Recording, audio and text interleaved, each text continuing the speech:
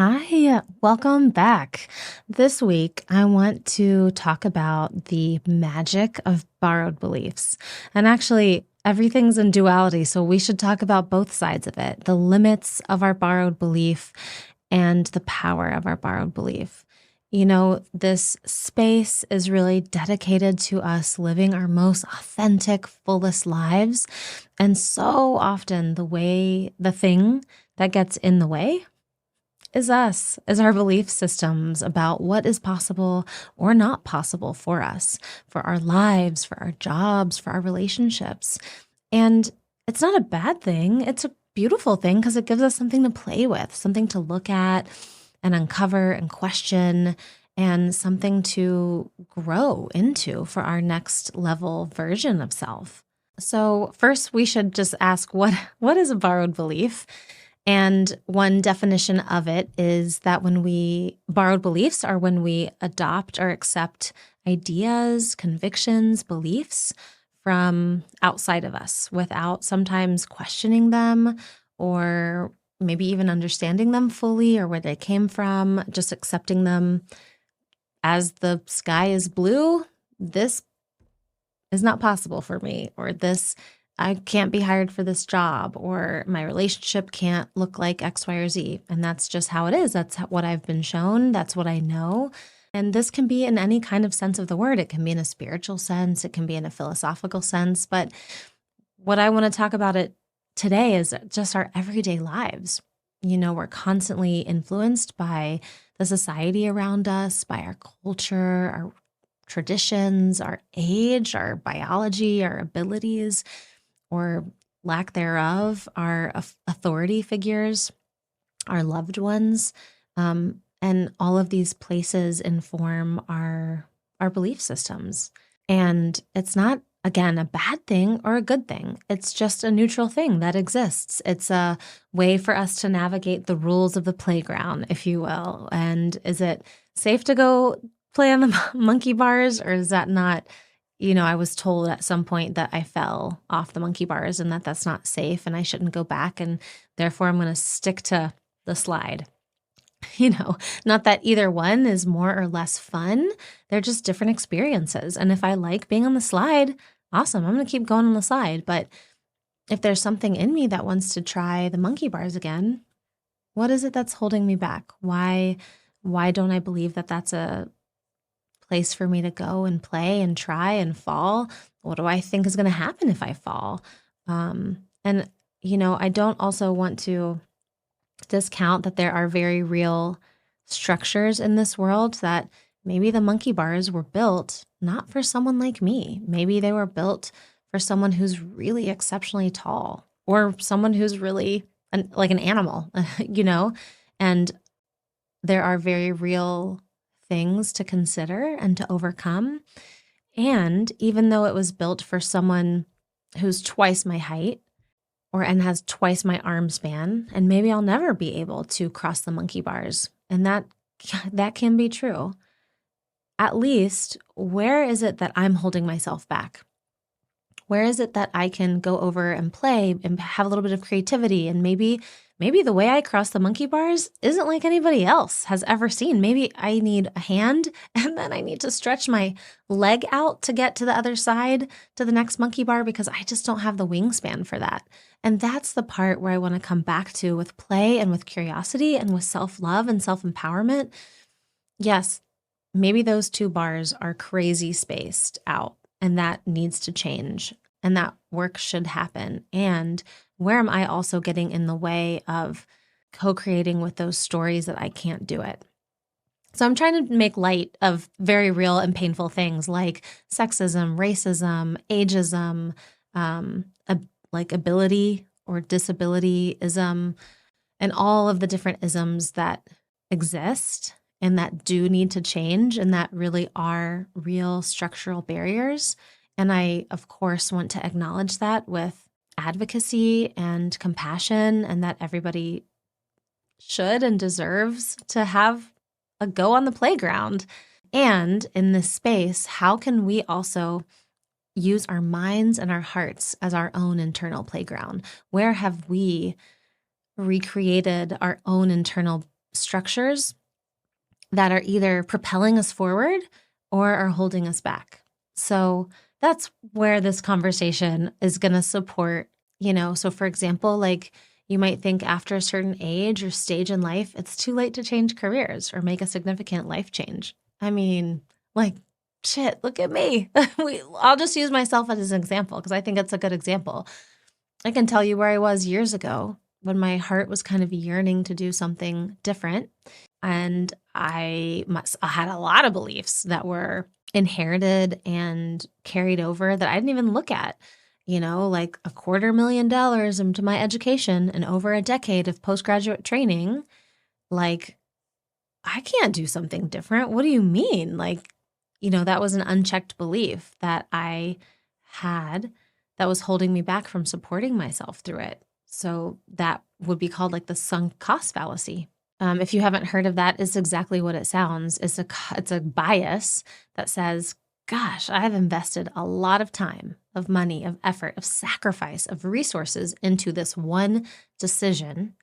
But the fallacy is that if I continue to invest in it and I just stick by that decision, somehow that's going to like justify everything that I've put into it or recover all the previous sacrifices or losses or whatever. And so you end up sticking with that choice over and over, even if you don't find joy in it or you don't connect with it anymore. You're still operating from that past sunk cost. Does that make sense? So that's one. Another, just to stay on the same example, because I had a lot of layers that you could use and insert into your own borrowed beliefs. And we're talking first about the limiting side of the borrowed belief system, and then we're going to show you the other side, the magical, powerful side of the borrowed belief system. So for example, another aspect to this limiting unconscious belief I had was that there was some kind of like hierarchy to healing or to medicine, meaning that if I could practice medicine in a westernized, institutionalized way, that was more respectful, that was more valuable, that was a higher quality service to people. That also gave me more security. Like that's a laid out job and career, and I could procure a safe, secure path for myself and my future family. And somehow that institutionalized medicine or healing had so much more authority than what I could dream up, than what my heart was asking me to look at. And my own imagination, my own intuition was thinking of a healing space. But because it came from me, because it came from inside, because it wasn't anything I had seen before, that somehow it was unacceptable, that it was not valuable, that it was less than, that it was less real of healing, let's say, that it was less impactful, that it was all of these judgments just because I hadn't seen it outside of myself before. And that went unexamined and unchecked, and it really stopped me from exploring my own understanding from my own path. And, I think about this a lot because the whole process of human evolution is literally based on things that didn't exist. Someone's idea, someone's thought of what a job could look like, of what a piece of technology could look like, of what a relationship could look like, of what a community could look like. And that's it. It first starts as an idea. And if you have the audacity to believe in it, then you've just innovated, you've created, you've impacted yourself and your environment. And I think that that's just such a everyday thing that it's just like breathing in and out. We just don't even think about how we breathe air. We don't think about how we get to work. We don't even stop to question, am I still doing what I want to do in the way that I want to do it? And even when we do, our mind comes up with, 100 ways of how whatever we're dreaming of isn't valid or isn't real or isn't going to happen or can only happen for somebody else, someone with more charisma, someone with more education, someone with more expertise, someone with more title, leadership, whatever it is. There's some reason why it's still outside of you. And I think that right there is such rich, fertile ground for our own exploration, our own evolution, even if that thing never comes to fruition. It might never come true.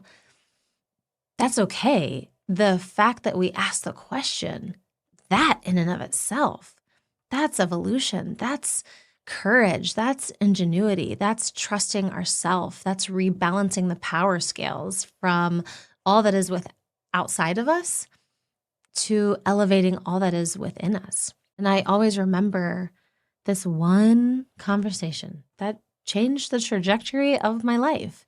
It was a 145-minute conversation, and I experienced the other side of borrowed belief. Instead of all the limits that I was just accepting and not questioning, all of a sudden, everything came tumbling down, and I experienced the expansion of it.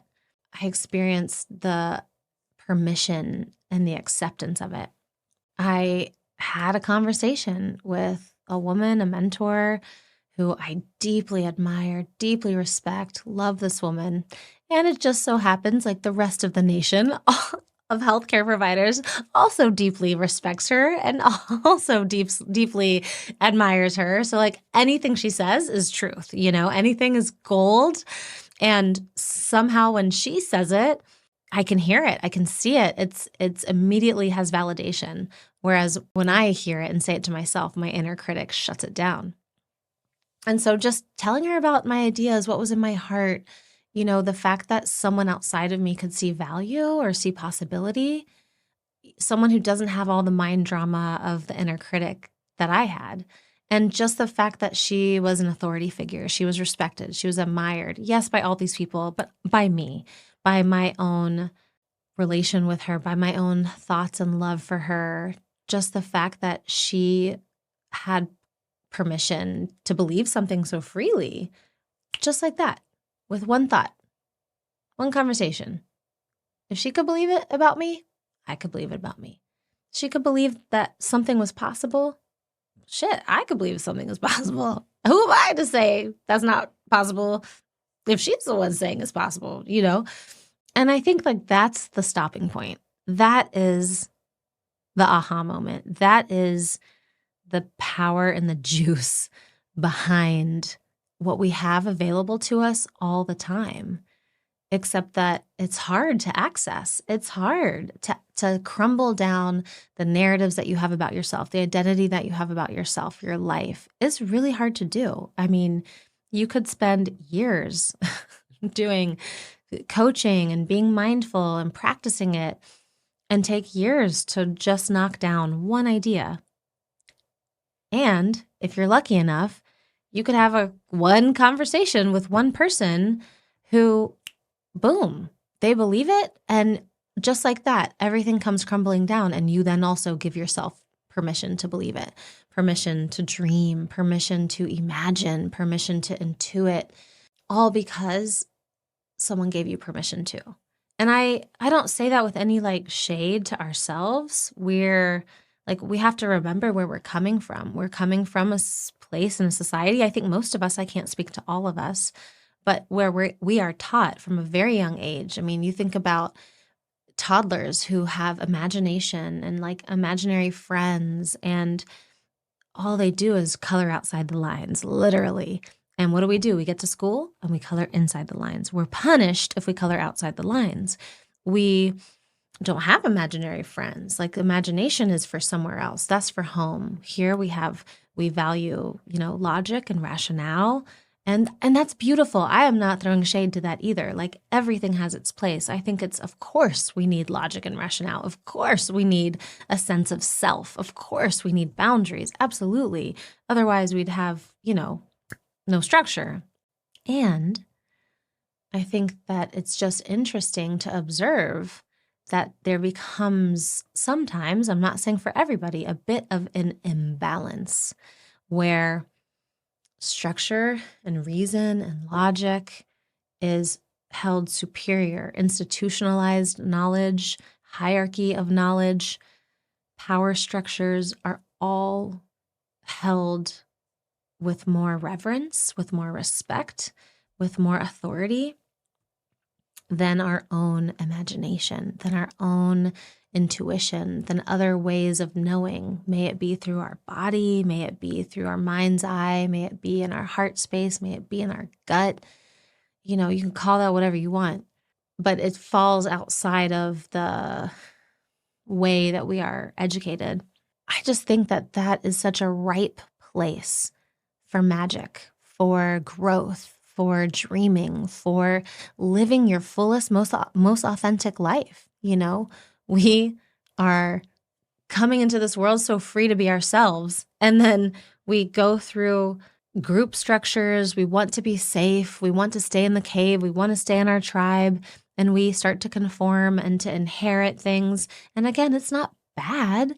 Some of it is literally for our own safety. Some of it is to play and just experience what is it like to be in this group and be this way.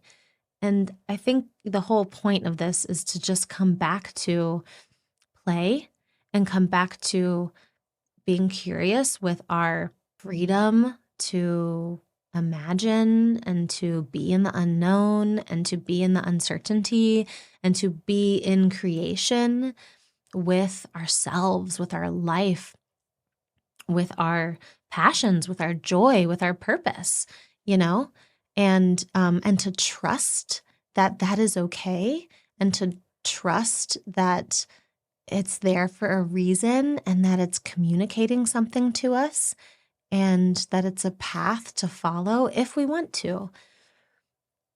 And because that is so hard to do, I think there's this great, cool gift of these borrowed beliefs where, it's a bridge. It's a bridge.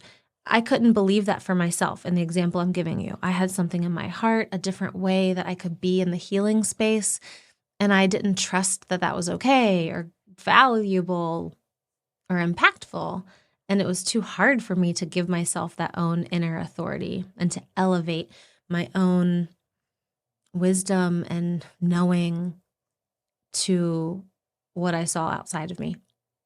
And what a gift was this borrowed belief system that, if someone else could see it and believe it, and I could see that it was possible for somebody else, then it was so much easier to put that on and to be okay and to feel like that was okay to do, and that to feel like, okay, this could be valuable and someone else sees value in it. Okay, well, maybe I am okay then to trust that it is valuable. Someone else can see that it's impactful, so maybe I am okay to see that that's impactful. Does that make sense? And I just think it's we are a gift to each other. And that is where I think combining this borrowed beliefs idea with our own authenticity and our own expression is where the magic happens in each of our lives. And using someone else as a mirror to give ourselves permission to dream and to imagine, and to really trust them and to know that they have value in them just as much as what is established has value, what is logic has value, what is known has value, yes, and what is imagination, what is intuition, what is wisdom, all of that has value, and all of that is just as real as what's established and institutionalized. All of that can have just as much authority and power and magic as everything else that is given to us with authority and power. But it's that awareness of expanding our belief system with intention and disrupting our own biases and all of that, I think, is just such a fascinating area of cognition. And that's what we do in this space, right? We think about our thoughts and we think about our feelings, and we come here to talk about living with purpose and living with joy in our most free expression. So, just thinking about the science too of how everything works is interesting. Cognitive dissonance happens when you have that divide between your belief system and then new information that's coming at you that might contradict those beliefs. That's a really uncomfortable place to be. And so you either have to change your belief system to match this new information, or somehow justify them. So for example, to go back to my example, I couldn't be someone who had this heart-led service to impact the world with hope and possibility and personal growth, and that be valid. Like, that didn't resonate with me. I didn't feel like I could do both. And so I was internally torn. So I didn't give myself permission to believe it. I wanted to stay in the cave of what I knew. I wanted to stay limited of what I knew, of like institutionalized medicine and practice. And it wasn't until somebody helped me reorient to like, no, this can be impactful. This can be worthwhile to somebody. You know, maybe it's not the world. Maybe it's just one person. Is it still worth it if it's one person? Yes. Okay. Then you can resolve the inner conflict and embrace that change in belief system. And to know that that discomfort that I was feeling, that divide, is not the truth. It's just a messenger. It doesn't mean that anything has gone wrong. It doesn't mean that I'm wrong for what I dream. And it doesn't mean that the world is wrong for the way that it's established. No, it's just trying to tell me something. It's just bringing up that emotion because it's saying like, hey, I need to be explored. I need to be uncovered here. There's a little bit of a riff, and it's just a messenger. It's just a fertile ground, an opportunity to be explored and play with and to reorient yourself and make new meaning if you so wish. Like, what are my beliefs? What do I, what else could be possible? So this invitation, that cognitive dissonance, if you are someone who is wanting to believe in something and dream in something and it doesn't quite feel possible to you or available to you, that's the first invitation right there. That discomfort, that questioning, that is the invitation. That is the hardest, biggest first step. Why do you think that? What else is possible? What have you seen? And that will help you break down the biases that we all have and open up to new possibilities. And that's the next step. That's the neuroplasticity of our brain. That's the concept of, how fixed or plastic changeable are your neural connections. They are changeable if we want to change them. The neuroplasticity is just the brain's ability to reorganize itself by making new neural connections throughout life. And that's what allows us to adapt to new experiences, to learn new information, and, like in this conversation, to change existing belief structures. And that's how do we change them? It sounds like, cool, let's just go to work. Yeah, let's lay down some new pathways. And we can. And we do that through mindfulness. And we do that through metacognition. And that's, what we've been practicing and talking about throughout this series. So mindfulness, again, it's just as simple as it sounds, just being aware of our thoughts, being aware of our beliefs, but without judgment, giving it space, giving it temperance, giving it a chance to breathe and just be without immediately, like I was doing, shutting it down. That's not going to work. That's not helpful. That's not valid. That's not meaningful. Just see it, just an awareness of it. That's it. And that, again, is the invitation to open the doorway. And then the metacognition is to what? What are we looking at? Well, we're looking about our thoughts. We're looking about our thinking about our thinking. We're looking about our cognitive processes, our experience in this world. How does it influence our beliefs? How do we become who we are? How do we form and hold beliefs? And how can we better understand those biases and make efforts to expand our perspective? So all of that thought work is then going to lead to feeling work, as we know. And we know that people that have higher tolerances for ambiguity are open to new ideas. They can explore new possibilities because they don't need immediate answers. They can be in the unknown. They can be in the darkness. They can hold two things true at once. They can hold, just thinking about my example, they can hold, this is the only way I know how to practice being a healer. This is a different way that I want to practice. And I don't know what the hell I'm doing. I don't know if anyone, will even want to engage in this way. I don't know how to get better at this. I don't know. And this thing is very known, and they both can exist. And this can be useful, this established way, and this unestablished way also might be really useful. And I believe that it's useful. I know firsthand that it's useful. And that's scary. It's scary to sit in the unknown. It's scary to sit in uncertainty. And that's exactly where all this feeling management comes in. That we know that the feelings don't just happen to us, but that they come from our thoughts, and that we can manage, and that we can support ourselves through the process of this becoming, of this evolving. We can borrow beliefs from anywhere. Our world is so connected. We can be exposed to new experiences, cultures, viewpoints that challenge our belief system and our ways of thinking so easily, literally in the palm of our hand, with a phone call, with a swipe, and all of that. Every time we expose ourselves, it can, like I said earlier, crumble a whole belief system within one picture. Once I had that conversation, that's the next thing I did is I started expanding my world. Well, what is, she believes that it's possible. Okay, maybe this is possible. And she's had firsthand experience that this could be possible. So let me look into this. There's a whole community out there that is interested in what I'm interested in. And oh my gosh, like it is possible. Not only is it valuable and someone believes in it, but it actually is possible. You can still practice in both worlds. You can inhabit and embody both. You don't have to give up one or the other.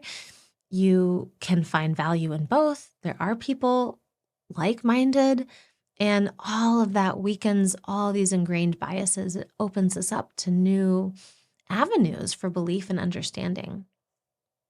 And so engaging with the world around us, again, goes back with intention and with purpose.